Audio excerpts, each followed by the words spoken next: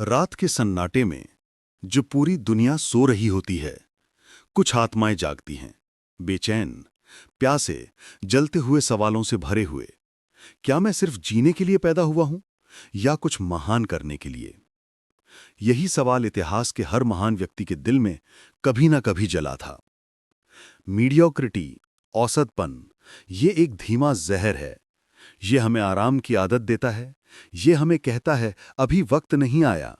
ये हमारी आत्मा को झूठी सुरक्षा में लपेट देता है और हम मान लेते हैं कि कल कुछ बड़ा करेंगे। लेकिन सच ये है, जो कल का इंतजार करता है वो अपनी महानता से हमेशा एक दिन पीछे रह जाता है। महानता कोई उपहार नहीं, कोई ताज नहीं जो किसी राजा ने दिया हो। महानता एक निर्णय है, एक ऐसा पल जब इंसान कहता है कि बस अब और नहीं, अब मैं वही बनूंगा जो मुझे बनना था। यही पल तुम्हारे जीवन का असली जन्म है। जैसे टेस्ला ने रातों की नींद त्याग दी सिर्फ इसलिए कि बिजली को इंसान की सेवा में ला सके। जैसे एपीजे अब्दुल कलाम ने मिसाइलों में नहीं, सपनों में आग लगाई। जैसे मैरी क्यूरी ने रेडियम की चमक में दुनिया की दिशा बदल दी। इन लोगों में कुछ जादू नहीं था, बस एक निर्णय था कि मैं औसत नहीं रहूंगा। महानता का रास्ता आसान नहीं है, लेकिन औसत जीवन की कैद से बेहतर है। क्योंकि औसतपन तुम्हें सुरक्षा देता है, पर आत्मा को कैद कर देता है। और जो आत्मा आजाद नहीं, वो जीती नहीं, बस चलती है, जैसे एक मशीन। तो सवाल ये नहीं है कि तुम क्या कर सकते हो, सवाल ये है कि तुम क्या ठुकराने के लिए तैयार हो। आराम, आलस्य, टाल-मटोल, दूसरों की सोच का डर। क्योंकि महानता वहीं से शुरू होती है जहां तुम मीडियोक्रिटी को अस्वीकार करते हो। हर महान यात्रा एक जलते हुए सवाल से शुरू होती है कि मैं कौन हूं और मुझे क्या बनना है। लेकिन इस सवाल का जवाब तभी मिलता है जब इंसान खुद से झूठ बोलना बंद करता है। क्योंकि मीडियोक्रिटी का सबसे बड़ा साथी होता है कंफ्यूजन, वो धुंध जो हमें साफ देखने नहीं देती कि हम किस दिशा में जा रहे हैं। स्पष्टता, क्लैरिटी, ये वही रोशनी है जो उस धुंध को चीर देती है। जब तुम्हें ये साफ दिखने लगता है कि तुम्हारा लक्ष्य क्या है, तुम्हारी आत्मा किस दिशा में खिंच रही है, तो दुनिया की कोई ताकत तुम्हें रोक नहीं सकती। महानता धुंध में नहीं मिलती, वो मिलती है तब जब तुम्हारा क्यों यानी वाय इतना प्रबल हो जाता है कि हर कैसे का जवाब खुद ब खुद मिलने लगता है। देखो, स्टीव जॉब्स को जब एप्पल से निकाला गया था, दुनिया ने कहा खत्म हो गया। लेकिन उसके अंदर क्लैरिटी थी कि वो सिर्फ कंपनी नहीं बना रहा था, वो भविष्य गढ़ रहा था। और यही क्लैरिटी उसे फिर से खड़ा कर गई। वो लौट कर आया और उसने न सिर्फ एप्पल को बदला, बल्कि पूरे युग की सोच बदल दी। पर क्लैरिटी अकेली काफी नहीं, उसके साथ चाहिए विश्वास। वो अडिग यकीन कि भले आज कुछ ना दिखे, पर मैं कर दिखाऊंगा। क्योंकि हर महान व्यक्ति ने पहले अपने सपनों को देखा, फिर उन्हें सच करने के लिए लहू, पसीना, आंसू सब बहाए। थॉमस एडिसन ने कहा था, मैंने असफलता नहीं देखी, मैंने बस 10,000 तरीके खोजे जो काम नहीं करते। क्या ये पागलपन था? नहीं, ये विश्वास था। वो विश्वास जिसने अंधेरे कमरे में बल्ब जलाया और दुनिया को सिखाया कि हिम्मत और क्लैरिटी मिलकर इतिहास बदल सकते हैं। आज जब तुम अपने जीवन में ठहराव महसूस करते हो, खुद से पूछो, क्या तुम्हें अपने उद्देश्य की क्लैरिटी है? क्या तुम्हारा विश्वास इतना गहरा है कि संदेह उसे हिला ना सके? क्योंकि जिस दिन तुम्हारा वाय तुम्हारे डर से बड़ा हो जाएगा, उसी दिन मीडियोक्रिटी मर जाएगी। तुम उठोगे, अलग चाल से, अलग दृष्टि से, और दुनिया भी तुम्हें उसी नजर से देखेगी। विश्वास वो आग है जो तुम्हारे संकल्प को इस्पात बनाती है।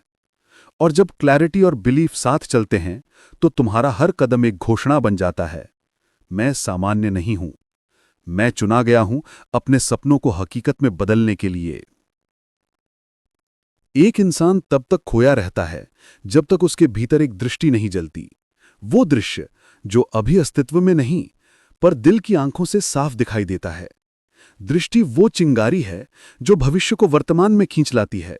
ये वही है जो एक साधारण मनुष्य को असाधारण बनाती है, क्योंकि वो वही देख पाता है जो बाकी लोग नहीं देख सकते। सोचो, मार्टिन लूथर किंग जूनियर के पास ना कोई सेना थी, ना कोई सत्ता, लेकिन उनके पास एक दृष्टि थी, आई हैव अ ड्रीम। वो सपना इतना शक्तिशाली था कि उसने एक देश का विवेक जगा दिया। यही शक्ति होती है विजन की। जब वो सच्चे पर्पस के साथ जुड़ जाती है तो वो इतिहास के पन्नों को जला देती है और नई कहानी लिख देती है। लेकिन विजन बिना उद्देश्य के बस एक सपना बनकर रह जाती है। पर्पस, उद्देश्य, वो इंजन है जो विजन को गति देता है। ये वही क्यों है जो तुम्हें रोज सुबह उठाता है, भले रात कितनी भारी क्यों ना रही हो। उद्देश्य वो है जो इंसान को साधन नहीं, मार्ग दिखाता है। देखो, एलन मस्क ने जब स्पेसएक्स शुरू किया था, सबने कहा पागलपन है, क्योंकि कौन निजी तौर पर रॉकेट बना सकता है। लेकिन उसके भीतर विजन था, मानवता को बहुग्रह जाति बनाना, और उद्देश्य था आने वाली पीढ़ियों को सीमाओं से परे सोचने की प्रेरणा देना। जब विजन पर्पस के साथ जुड़ता है तो वो सपनों को विज्ञान में बदल देता है। पर्पस तुम्हें दर्द में भी स्थिर रखता है। जब सब छोड़कर चले जाते हैं, जब असफलताएं तुम्हें घेर लेती हैं, तब पर्पस तुम्हें याद दिलाता है तुम्हारा सफर सिर्फ तुम्हारे लिए नहीं है। तुम उन हजारों आत्माओं की उम्मीद हो जो अपने भीतर वो आग महसूस नहीं कर पा रही हैं। नेपोलियन हिल ने कहा था, whatever the mind can conceive and believe it can achieve. लेकिन कंसीव यानी कल्पना, बिलीव यानी विश्वास, और अचीव यानी उपलब्धि, ये तीनों विजन और पर्पस की एक ही श्रृंखला के हिस्से हैं। जब तुम्हारे पास विजन होता है, तुम्हारा मस्तिष्क ब्लूप्रिंट बनाता है। जब पर्पस होता है, तुम्हारा हृदय उसे ईंधन देता है, और जब दोनों एक साथ जलते हैं तो ब्रह्मांड झुक जाता है। आज तुम्हें बस इतना तय करना है, क्या तुम सिर्फ एक और नाम बनकर जीना चाहते हो, या वो व्यक्ति बनना चाहते हो जो दूसरों के भीतर दृष्टि जगाए। क्योंकि महानता किसी पद या पुरस्कार से नहीं आती, वो आती है उस क्षण से जब तुम्हारा उद्देश्य दूसरों की भलाई में मिल जाता है। सपना हर किसी को आता है, लेकिन उसे जीना, ये केवल उन्हीं का काम है जो डिसिप्लिन और एक्शन की आग में खुद को गलाने को तैयार होते हैं। क्योंकि विजन तुम्हें दिखाता है कहां जाना है, लेकिन डिसिप्लिन तुम्हें वहां लेकर जाता है। डिसिप्लिन वो है जो तुम्हें तब भी आगे बढ़ने पर मजबूर करता है जब मन थक गया हो, जब हालात खिलाफ हों, जब दुनिया कहे बस अब रुक जाओ। पर तुम जानते हो, रुकना मतलब लौट जाना उस मीडियोक्रिटी की दलदल में जिससे तुमने खुद को छुड़ाया था। सुबह के 4 बजे उठकर अभ्यास करता वो खिलाड़ी, लैब में रात रात भर प्रयोग करती वो वैज्ञानिक, गुमनाम गलियों में अपनी कविता रचता वो लेखक, इन सब के बीच एक चीज समान होती है, डिसिप्लिन। डिसिप्लिन वो मौन संकल्प है जो हर दिन कहता है, मुझे किसी को साबित करने की जरूरत नहीं, मुझे खुद से वादा निभाना है। क्योंकि जो हर दिन अपने डिसिप्लिन से जीतता है, उसे दुनिया की मान्यता की जरूरत नहीं पड़ती। सुनो, कर्म यानी एक्शन ही वो बिंदु है जहां विचार वास्तविकता में बदलते हैं। कितने ही लोग सोचते हैं, सपने देखते हैं, योजनाएं बनाते हैं, पर कुछ नहीं करते, और फिर कहते हैं शायद वक्त नहीं था। पर सच ये है, वक्त हमेशा तैयार होता है, इंसान नहीं। लियोनार्डो दा विंची ने मोनालिसा सिर्फ एक पेंटिंग नहीं बनाई, वो डिसिप्लिन की मूर्ति थी। उसने वर्षों तक हर स्ट्रोक में पूर्णता की तलाश की, हर रेखा में धैर्य का प्रमाण छोड़ा। वो दिखाता है कि महानता कोई क्षणिक चमक नहीं, वो निरंतरता की गूंज है। डिसिप्लिन का मतलब ये नहीं कि तुम भावनाहीन बन जाओ, इसका मतलब है कि तुम अपनी भावनाओं के स्वामी बन जाओ। जब मन कहे आज नहीं, तो आत्मा जवाब दे यही तो दिन है। क्योंकि हर छोटा कदम, हर छोटा प्रयास, हर छोटा त्याग जोड़कर बनाता है वो विरासत जो आने वाले 100 सालों तक प्रेरणा बनती है। आज से तय कर लो, अगर दूसरों को हर दिन 5 घंटे नींद चाहिए तो तुम 4 में काम चलाओ। अगर दुनिया एक बार कोशिश करती है तो तुम 100 बार करोगे। क्योंकि महानता कोई रहस्य नहीं, वो रोजमर्रा की अनुशासन में छिपी है। और जब तुम्हारे कर्म तुम्हारे सपनों से मिल जाते हैं, तब दुनिया तुम्हें भाग्यशाली कहती है। उन्हें नहीं पता, वो भाग्य नहीं, अनुशासन की कमाई होती है। जब इंसान ऊंचाइयों की ओर बढ़ता है तो एक खतरा हमेशा उसके आसपास मंडराता है, अहंकार, ईगो। वो धीरे धीरे कान में फुसफुसाता है, देखो तुम बाकी सबसे बेहतर हो, और यहीं से गिरावट शुरू होती है। इसलिए महान बनने के सफर में सबसे बड़ा कवच है कृतज्ञता यानी ग्रैटिट्यूड, और विनम्रता यानी ह्यूमिलिटी। कृतज्ञता वो आईना है जो तुम्हें याद दिलाता है कि तुम अकेले नहीं हो। हर सफलता, हर अवसर, हर जीत के पीछे सैकड़ों अनदेखे हाथ हैं। माँ का आशीर्वाद, किसी शिक्षक का विश्वास, किसी दोस्त का सहयोग, किसी अजनबी की मुस्कान। जब तुम इन सब का आभार मानते हो तो तुम्हारा हृदय स्थिर रहता है जमीन पर। देखो, महात्मा गांधी के पास न सेना थी न हथियार, लेकिन उनके पास कृतज्ञता थी अपने लोगों के प्रति और विनम्रता थी अपने उद्देश्य के प्रति। उन्होंने दुनिया को दिखाया कि झुककर भी जीता जा सकता है। और यही सच्ची महानता है, जब शक्ति और करुणा एक ही आत्मा में मिल जाते हैं। कृतज्ञता तुम्हें शांति देती है, क्योंकि जब तुम आभारी होते हो तो तुम्हारा ध्यान उस पर जाता है जो है, ना कि जो नहीं है। और जब मन कमी की जगह कृतज्ञता में रहता है तो वो असंतोष की जंजीरों से मुक्त हो जाता है। विनम्रता तुम्हें यह सिखाती है कि हर उपलब्धि अस्थायी है। आज तुम पर्वत के शिखर पर हो, कल वही पर्वत तुम्हारा मार्गदर्शक बनेगा। इसलिए सिर झुकाकर चलो, क्योंकि झुका हुआ सिर ही सबसे गहरा सीखता है। एपीजे अब्दुल कलाम जब राष्ट्रपति बने, तब भी वो बच्चों से मिलने, उनसे बातें करने और उनके सपनों को सुनने में सबसे ज्यादा आनंद पाते थे, क्योंकि वो जानते थे असली शक्ति पद में नहीं, प्रेरणा में है। कृतज्ञता और विनम्रता वो दो पंख हैं जो तुम्हें जमीन से जोड़े रखते हैं, भले उड़ान आसमान तक क्यों ना पहुंच जाए। ये तुम्हें याद दिलाते हैं, मैं यहां अपनी महिमा के लिए नहीं, मानवता के उत्थान के लिए हूं। तो हर दिन जब तुम अपने लक्ष्य के करीब पहुंचो, थोड़ा रुकना, सांस लेना, मुस्कुराना और कहना, धन्यवाद जीवन, तूने मुझे एक और अवसर दिया खुद को और बेहतर बनाने का। बदलाव ये जीवन का एकमात्र स्थायी नियम है। जो इससे भागता है वो इतिहास की धूल में गुम हो जाता है, लेकिन जो इसे अपनाता है वही भविष्य की दिशा तय करता है। और यही है अनुकूलन यानी अडैप्टेबिलिटी और लचीलापन यानी फ्लेक्सिबिलिटी की कला। महानता का अर्थ ये नहीं कि तुम कभी बदलते नहीं, बल्कि ये है कि तुम परिस्थितियों के साथ खुद को नया गढ़ते रहते हो, बिना अपने मूल उद्देश्य को खोए। जैसे नदी जो रास्ते में आने वाली हर चट्टान को स्वीकार करती है, लेकिन बहना नहीं छोड़ती। वो दिशा बदल सकती है, गति बदल सकती है, पर उद्देश्य नहीं, सागर तक पहुंचना। अडैप्ट करना मतलब झुक जाना नहीं, बल्कि सही समय पर रूपांतरित होना है। देखो, चार्ल्स डार्विन ने कहा था, survival belongs not to the strongest और the smartest, but to those most responsive to change. यानी जो बदलाव के साथ बहना सीखता है वही टिकता है। आज की दुनिया में तकनीक हर दिन चेहरे बदलती है। जो कल नया था वो आज पुराना हो गया। ऐसे में अगर तुम्हारा मन जड़ हो गया तो तुम पीछे छूट जाओगे, पर अगर तुम सीखने के लिए हमेशा खुले रहोगे तो कोई भी लहर तुम्हें बहा नहीं सकती। टेस्ला, अमेज़न, गूगल, ये सब कंपनियां सिर्फ इसलिए जिंदा नहीं हैं क्योंकि इनके पास पैसा है, बल्कि इसलिए क्योंकि इनके भीतर अनुकूलन की संस्कृति है। हर असफल प्रयोग, हर गलती, हर रिस्क इनका हिस्सा है, क्योंकि ये जानते हैं असफलता कोई दीवार नहीं, एक मोड़ है। लचीलापन तुम्हें यह सिखाता है कि दृढ़ता का मतलब कठोरता नहीं होता।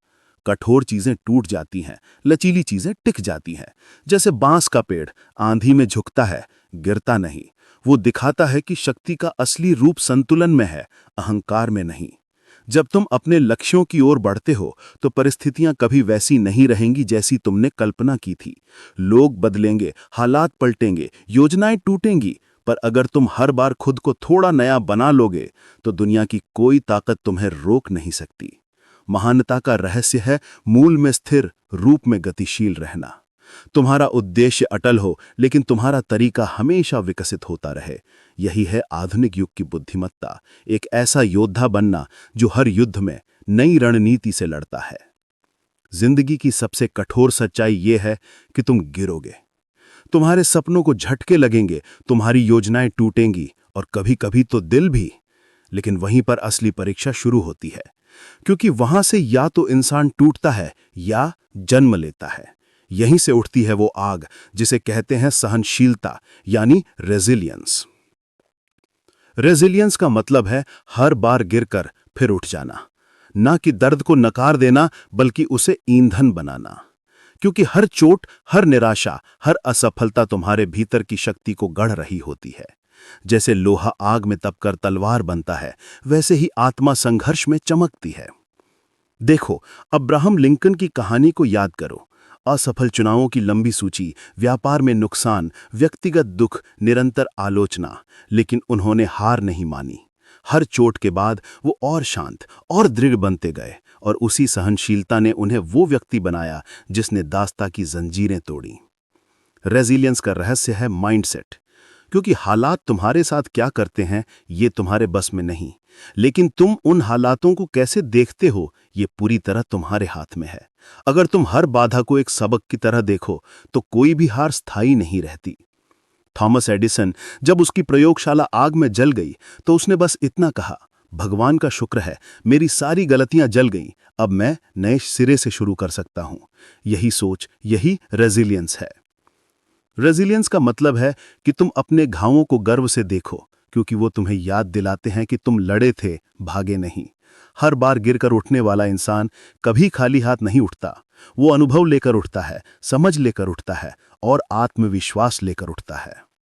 जापानी संस्कृति में एक शब्द है किंतसुगी। जब कोई बर्तन टूट जाता है तो उसे सोने से जोड़ते हैं ताकि उसके दरारें छिपे नहीं बल्कि और सुंदर दिखें। वो दरारें याद दिलाती हैं टूटा हुआ भी कीमती हो सकता है। ऐसी ही है तुम्हारी आत्मा। तुम्हारे घाव तुम्हें कमजोर नहीं, अद्वितीय बनाते हैं। तो जब जिंदगी तुम्हें गिराए, मुस्कुराओ और कहो, मुझे आजमाओ, मैं गिर कर भी आगे बढ़ना जानता हूं। क्योंकि हर बार जब तुम राख से उठते हो, तुम सिर्फ खुद नहीं, अपनी पीढ़ी के लिए रास्ता रोशन करते हो। सच्ची महानता का मतलब ये नहीं कि तुम सब कुछ जानते हो, बल्कि ये है कि तुम हर दिन कुछ नया सीखने के लिए तैयार रहते हो। क्योंकि जीवन एक विद्यालय है और हर अनुभव, चाहे सुखद हो या पीड़ादायक, एक शिक्षक है। जो सीखना बंद कर देता है वो बढ़ना बंद कर देता है, और जो बढ़ना बंद कर देता है वो धीरे धीरे जीवित रहकर भी मर जाता है। सीखना वो सतत प्रवाह है जो तुम्हें जिंदा रखता है, मानसिक रूप से, आध्यात्मिक रूप से, आत्मिक रूप से। देखो, एल्बर्ट आइंस्टाइन ने कहा था, once you stop learning you start dying. और यही कारण है कि वो उम्र के आखिरी दिन तक जिज्ञासु रहे। उन्होंने कभी ये नहीं कहा कि मैं जानता हूं, वो हमेशा कहते थे, मैं खोज रहा हूं। यही जिज्ञासा उन्हें मानवता के सबसे ऊंचे विचारों तक ले गई। लर्निंग कोई किताबों में सीमित प्रक्रिया नहीं, वो हर असफलता, हर मुलाकात, हर आलोचना में छिपी होती है। अगर तुम ध्यान से सुनना सीख जाओ तो जिंदगी की हर चुप्पी भी तुम्हें कुछ सिखा जाती है। ग्रोथ यानी विकास ये तब होता है जब सीखना तुम्हारे भीतर रूपांतरण बनकर उतरता है। तुम्हारा दृष्टिकोण बदलता है, तुम्हारा धैर्य बढ़ता है और तुम्हारा मन विनम्र होता है। और जब तुम खुद को रोज थोड़ा थोड़ा बेहतर बनाते हो तो तुम्हें किसी बाहरी प्रेरणा की जरूरत नहीं पड़ती। सोचो, नेल्सन मंडेला 27 साल जेल में रहे, लेकिन उन्होंने वहां क्या किया? उन्होंने किताबें पढ़ी, लोगों से संवाद किया, अपने विचारों को परिष्कृत किया। जब वो बाहर आए तो एक कैदी नहीं, एक शिक्षक बनकर निकले। उन्होंने दुनिया को दिखाया कि शिक्षा सिर्फ स्कूल की 4 दीवारों में नहीं, बल्कि हर संघर्ष के भीतर भी होती है। हर गलती में एक छिपा हुआ हीरा होता है, अगर तुम उसे ढूंढना जानते हो। हर आलोचना तुम्हें मजबूत बनाती है, अगर तुम उसे अहंकार से नहीं, सीखने की दृष्टि से सुनते हो। सीखना तुम्हें सही नहीं बनाता, वो तुम्हें जीवित रखता है। ग्रोथ यानी विकास का असली अर्थ ये नहीं कि तुम दूसरों से आगे निकलो, बल्कि ये है कि तुम अपने कल से बेहतर बनो, क्योंकि मुकाबला किसी और से नहीं, अपने पुराने स्वयं से है। जब इंसान यह समझ लेता है कि जीवन निरंतर सीखने की प्रक्रिया है, तो हर हार एक सबक बन जाती है, हर जीत एक अध्याय और हर दिन एक नया पृष्ठ। तब तुम्हारा जीवन किसी लक्ष्य की दौड़ नहीं रहता, बल्कि एक निरंतर यात्रा बन जाता है आत्मा के विकास की। महानता का असली चेहरा बाहरी सफलता नहीं, बल्कि भीतर की सच्चाई होती है। वो अदृश्य आग जिसे कहते हैं आत्म सत्यनिष्ठा, इंटेग्रिटी। क्योंकि दुनिया तुम्हें सराह सकती है, लेकिन तुम्हारा मन केवल तभी शांत रहता है जब तुम अपने मूल्यों से विश्वासघात नहीं करते। इंटेग्रिटी वो दर्पण है जिसमें तुम हर रात खुद की आंखों में झांक कर पूछ सकते हो कि क्या मैंने आज सच के साथ खड़ा रहा। अगर जवाब हां है तो तुम जीत गए, भले कलम तुम्हारे हाथ में हो या हथकड़ी। कैरेक्टर यानी चरित्र वो विरासत है जो तुम अपने पीछे छोड़ते हो। सफलता ताली से मापी जाती है, पर चरित्र समय की कसौटी पर। जो इंसान सही काम तब भी करता है जब कोई देख नहीं रहा, वही सच्चा विजेता होता है। सोचो, Nelson Mandela, Mahatma Gandhi, mother Teresa, इन सबका नाम इतिहास में इसलिए नहीं गूंजता कि ये अमीर थे या शक्तिशाली, बल्कि इसलिए क्योंकि इन्होंने अपने मूल्यों को कभी बेचा नहीं। इन्होंने सिद्धांतों को हालात से बड़ा माना।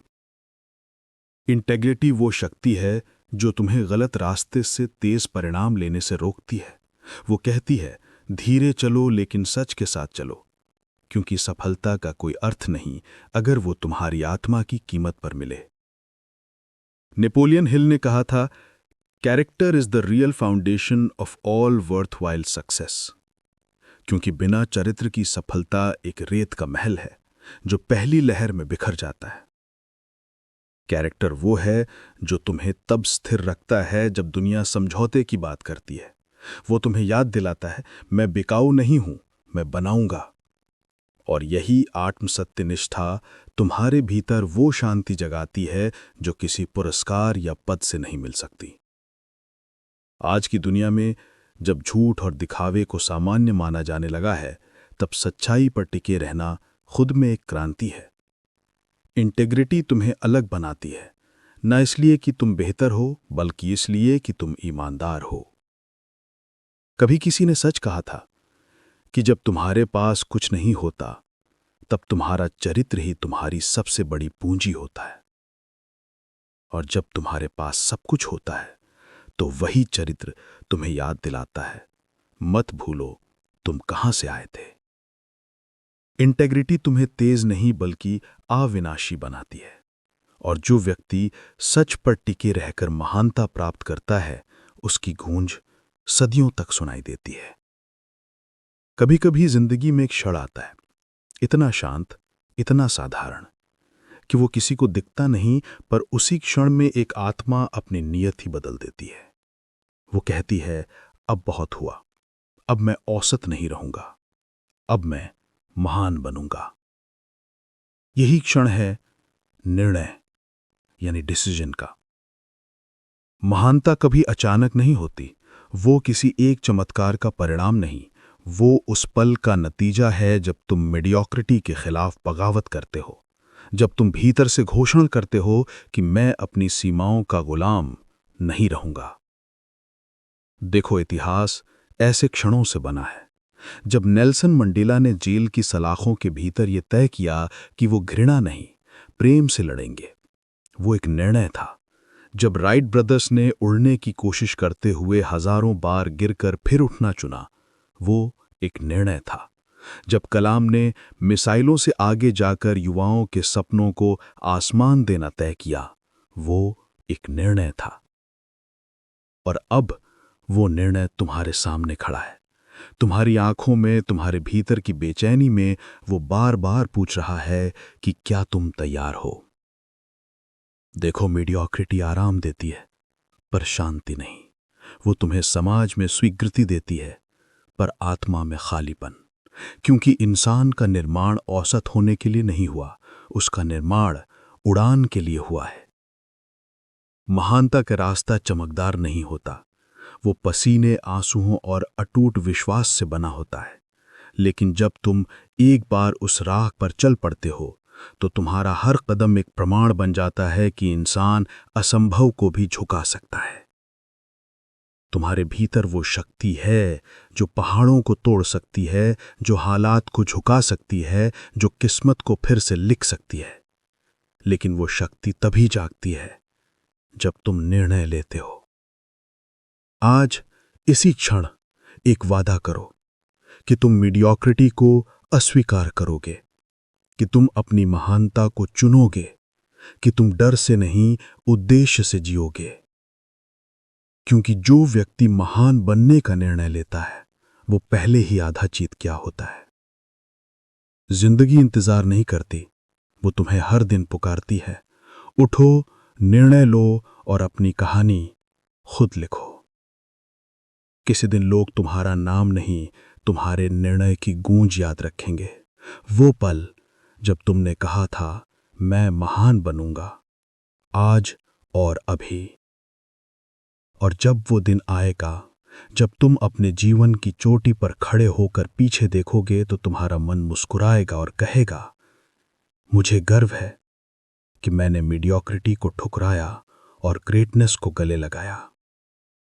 रात अब गहरी है, लेकिन याद रखो, सबसे गहरी रात उसी सुबह का संकेत होती है जो इतिहास लिखती है। तुम्हारे भीतर जो आवाज है वो कोई साधारण विचार नहीं, वो वही पुकार है जो कभी शिवा के ध्यान में गूंजी थी, जो कृष्ण की रणभूमि में अर्जुन से बोली थी, जो हर युग में हर आत्मा से कहती आई है, उठो। तुम्हें महान बनने के लिए किसी मंच की जरूरत नहीं, किसी अनुमति की नहीं, किसी तालियों की नहीं। तुम्हें चाहिए बस एक क्षण जहां तुम खुद से कहो, अब और नहीं। आज से तुम्हारे कदम सामान्य जमीन पर नहीं पड़ेंगे, हर कदम इतिहास के पत्थर पर छपेगा, हर सांस एक घोषणा होगी कि तुम मीडियोक्रिटी के उस बंद कमरे का दरवाजा तोड़कर निकल आए हो। Rise, be great today. याद करो वो पल जब तुमने खुद को छोटा समझा था, जब दुनिया ने तुम्हारे सपनों पर हंसी उड़ाई थी, जब तुमने खुद से कहा था शायद मैं नहीं कर पाऊंगा। अब वो सब राख है, क्योंकि आज वो इंसान मर गया जो औसत था और जन्म हुआ उस इंसान का जो खुद अपनी आग में निखर रहा है। तुम्हारा हर डर अब ईंधन बनेगा, हर असफलता तुम्हारे कंधों पर नई हिम्मत बनकर चढ़ेगी, हर आलोचना तुम्हारे संकल्प को धार देगी, क्योंकि अब तुम समझ चुके हो कि महानता कोई मंजिल नहीं, एक स्टेट है, एक बीइंग। अब तुम वो योद्धा हो जो अपनी आत्मा का हथियार खुद है, वो साधक हो जो अपने लक्ष्य को तपस्या मान चुका है। अब तुम्हारे लिए कोई अगर या कभी नहीं, सिर्फ अभी। अभी उठो, अभी करो, अभी बदलो, क्योंकि यही क्षण तुम्हारी कथा का आरंभ है। यही वो सांस है जिससे इतिहास लिखा जाएगा, और यही वो धड़कन है जो तुम्हारे भीतर से कह रही है, Decide to be great. Reject mediocrity today.